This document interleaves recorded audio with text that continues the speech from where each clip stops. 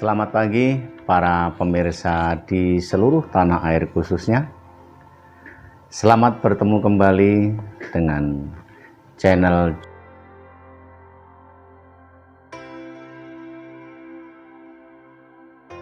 yang selalu menyajikan dunia pelayaran dan dunia aviasi penerbangan.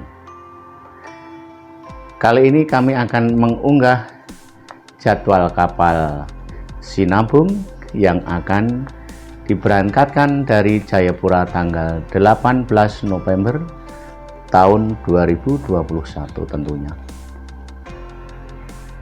Starting dari Jayapura tanggal 18 jam 15 sore akan menuju Pelabuhan Biak, Manokwari, Sorong, Bacan, Ternate, Bitung, Banggai, Bau-Bau, Makassar, dan terakhir Pelabuhan Surabaya.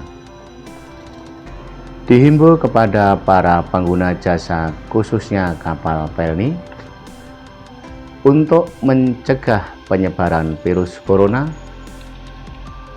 dihimbau agar selalu menggunakan masker, menjaga jarak, dan pastikan bahwa Anda telah divaksin.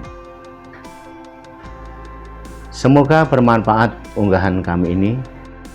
Teman-teman yang berada di pedalaman, gunung, dan pantai, mohon untuk disebarluaskan. Terima kasih, semoga bermanfaat. Selamat pagi. Assalamualaikum warahmatullahi wabarakatuh. Om Swastiastu.